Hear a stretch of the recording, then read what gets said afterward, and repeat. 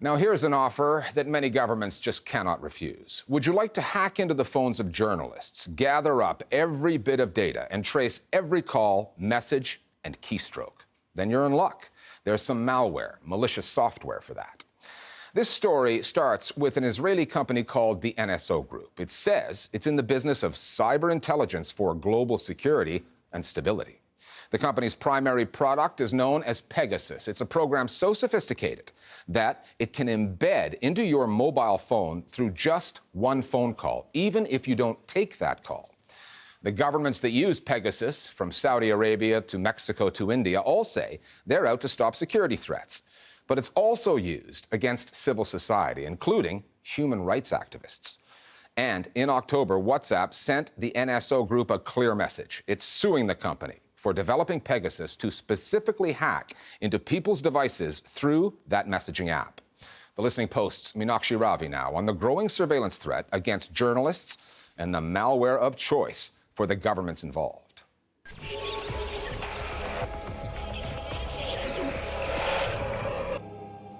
Imagine, it's late on a Sunday night, the end of your weekend, and you get this message. Hi Shubhranshu. Apologies for this message from out of the blue.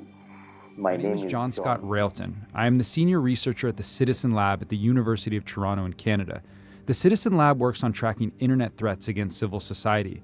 I am lightly familiar with your work, and this message concerns a specific digital threat that we believe you face. I would like to set a quick time to chat. Again, I apologize for the strangeness of such a contact. Unfortunately, there is no better way to do this kind of thing.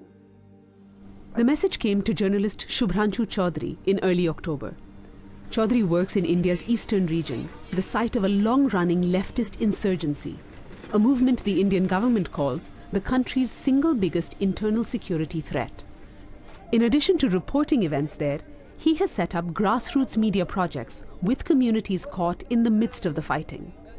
His work has put him on the radars of both the Indian government and leftist guerrilla leaders. It's the kind of attention he's become used to. I didn't take it very seriously. I thought it could be another spam. Then I contacted some of my friends who work on digital security. And they came back to me immediately that this is serious. You should get in touch with this gentleman. So I responded, and then we started talking.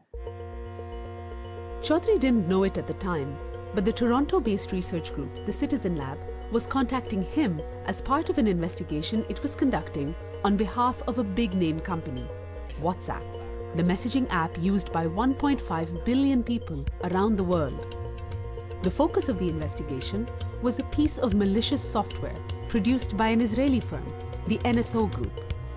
In May, WhatsApp had discovered that its messaging app, specifically its video calling facility, was being used to infiltrate the phones of selected targets. The name of this piece of surveillance software? Pegasus, and it is dangerous. So Pegasus is incredibly invasive technology that has been developed, I'd say really within the last 10 years as a growing industry for law enforcement, intelligence agencies to get inside people's devices. If you get inside somebody's mobile device, you effectively see a window into everything having to do with their world, their movements, their social relationships, even their most private communications, even those that are end-to-end encrypted. You can turn on the microphone, the camera, capture sound, and of course track somebody because of the GPS. So this is extraordinarily powerful surveillance technology. There's no such thing as perfect security. It's a constant cat and mouse. We've got the tech companies conducting mass surveillance on us and exploiting us and our data.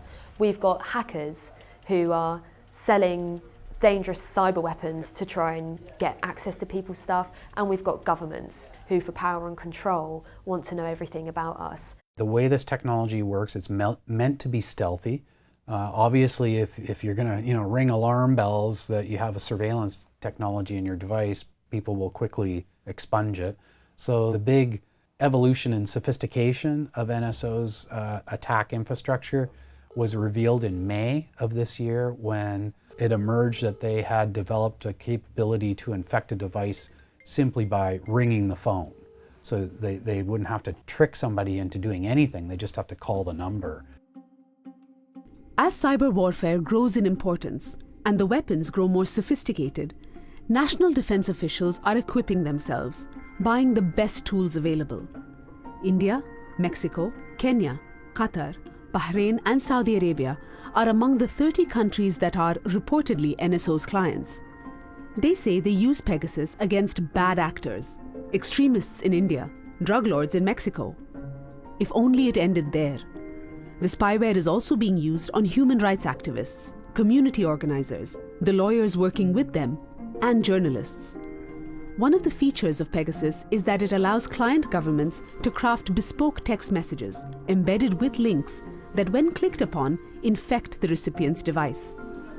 Yahya Asiri is a Saudi rights campaigner and commentator based in London who also produces video bulletins on Saudi politics. Last year, he started noticing strange messages being sent his way. I was getting a number of text messages on my phone. Most of them had links and were asking me to click on them. For example, one message said, "There's a protest in front of the Saudi embassy against the arrest of my friend. For more details, click this link." The final message I received said that a date had been set for me to be tried in court and that I needed to follow the link to get the rest of the details. That's how it began. Now, I had developed a process where I would transfer all of these messages to another computer and open them from there to be safe. When I clicked on the link about my supposed court date, I was taken through to the website of the Saudi Ministry of Justice. I couldn't even imagine that the official website of the Ministry of Justice would be used in a hacking attempt, so I opened it from my phone. I noticed straight away that my device was having issues. Asiri says he contacted Amnesty International. The human rights NGO had recently found that one of its researchers had also been targeted with Pegasus. It later determined Asiri's phone had been compromised, infected by the malware. Amnesty then took Asiri's case to the Citizen Lab, which compared it with another case of a Saudi dissident based in Montreal who had also received some unexplained text messages. The Citizen Lab concluded both men were targets of Saudi authorities armed with Pegasus.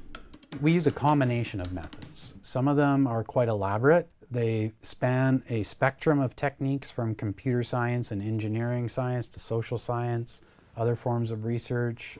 So it's truly a mixed methods approach. Honestly, over the last 3 years, we've been doing research on NSO Group. They're selling to, countries with horrible track records of human rights abuses and a lack of government accountability, like the Gulf countries, like Mexico, Rwanda. Targets are emerging who were tracked by death squads coming from Rwanda.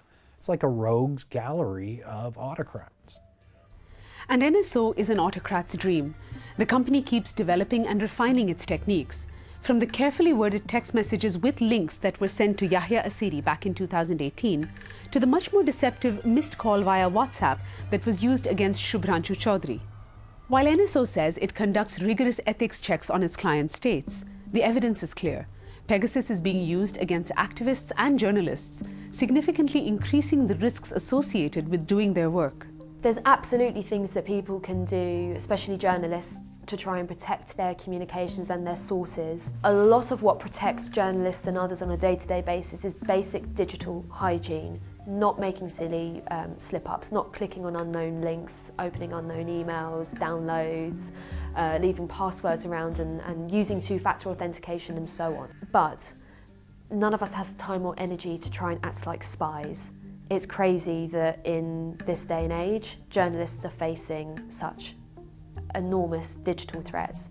We just have to do our best. But sometimes, as definitely in the case of the Pegasus attack, sometimes your best probably won't be enough.